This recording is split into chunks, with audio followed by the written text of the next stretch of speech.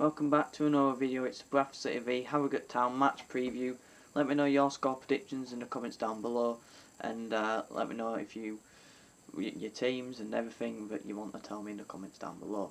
We'll just get straight on to the results. I don't know who the referee is about because I'm doing it on the Wednesday. It will be out on the Thursday, so I'm doing it a day before most information. I don't know team news. So yeah, on to our results. In our last 6 games, we drew 2-2 to Wimbledon on Saturday. Good draw, bad draw. We're still unbeaten at home, and we're still unbeaten for 7 games now. I think 6-7 games in all competitions in a row. 3-0 win against Stevenage, 2-1 win against Tranmere, 2-1 win against Walsall, and a 3-1 win against Sheff Wednesday in the Football League Trophy, also known as the Pizza Cup. And then a 0-0 draw to Crewe. So yeah, we're unbeaten in those 6 games. A decent one, but maybe we should have got that win against Wimbledon on Saturday. Stevenage have lost to Stevenage 1-0, drew 0-0 with Stockport, lost 1-0 to Salford, lost 2-1 to Sutton with 10 men. No, they didn't beat Hartlepool. They lost 2-0 to Hartlepool in the Football League Trophy, lost 4-0 to Newport, and lost 1-0 to Barrow in their last 7 games, that is, but that in the last 6 was up to Newport. I don't know why I did 7. Anyway, on to the league table. Ain't looking too great for Harrogate.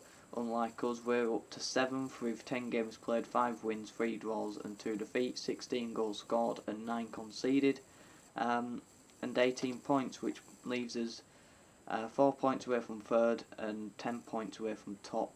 Leighton Orient winning away with it, still unbeaten in the league.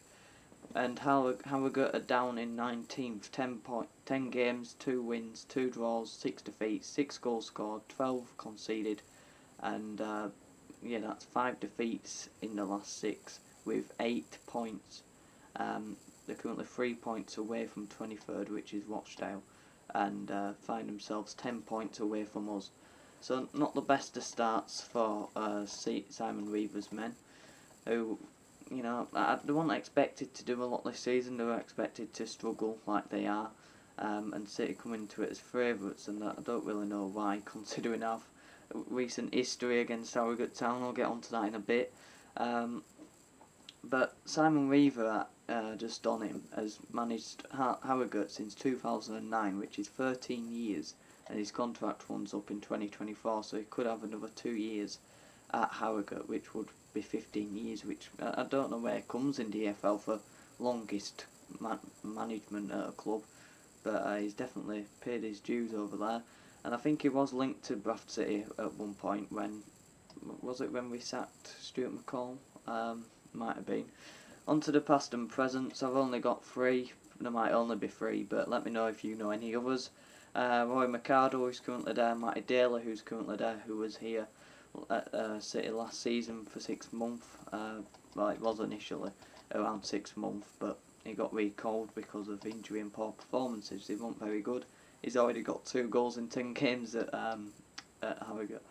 And they also had John Stead for a while before he retired, so they've had a few, but not too many. On to the head-to-heads. We've only played 4 games against them, and that comes from lockdown in 2020, since we've got back to playing football. Bradford City v Harrogate, 1-0 defeat, 12th of October, 2-1 defeat, 17th of April, and then 5th of February 2022, lost 2-0, and then 22nd of February, we lost 3-1 to Harrogate, which I think that were managed by what's his face, forgot, it's still here, Mark Truman. I think Mark Truman managed us to that 3-1 defeat, before 2 days before Mark Hughes came into the football club.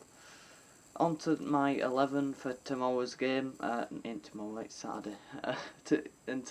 For my 11 for Saturday's game, I nearly say it again. I'm going to go with Lewis in goal. That's a given. If he's going to have a good game, because he's consistent. I've said before, he's a championship standard goalkeeper, so he starts. For me, right back, it's a tough one. Does Hendry keep his place, or does Halliday come back into a team?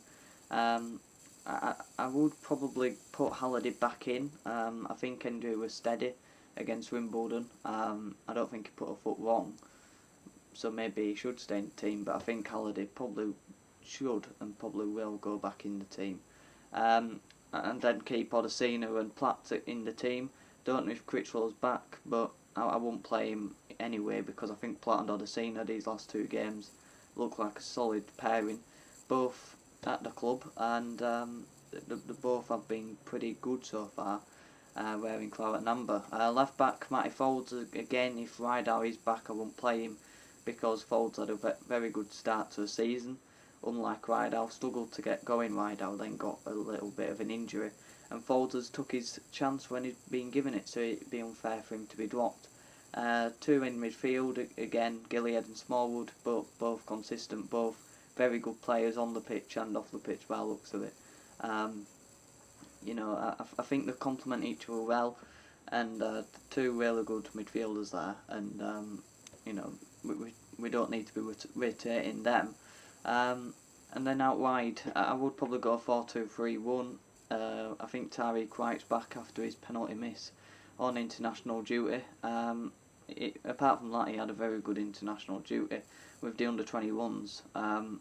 So I probably would play White, probably to boost his confidence as well, because he might be coming back in on a bit of a low after that penalty miss.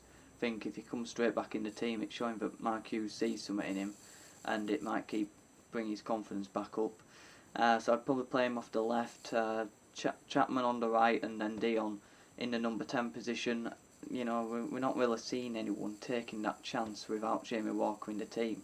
But I think it can be a rotated role in the game. I think them 3 players in the front line can rotate and can cause problems if they do link up together. A bit like last season when Vernon, Pereira and Walker were rotating across the front line and causing the opposition problems by doing that.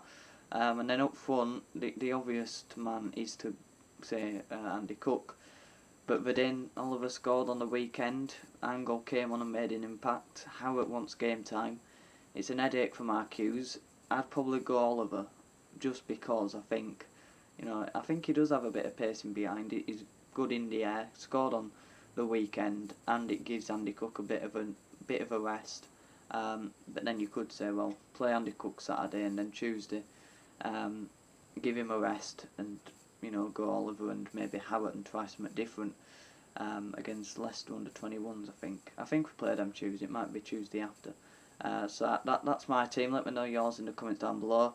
I'm gonna go with the stats from the head-to-heads don't look for good reading for City going into this, but we are the favourites. And I do fancy us. We're on good form, but maybe our bogey team can come and maybe snatch a win. But I do think I'm positive, and I'm optimistic about the game ahead and the way we've started the season. So I'm going to go 2-0. I think Oliver might get on the score sheet, and maybe Tariq White coming back from international duty. But let me know your thoughts in the comments down below, and have a good one.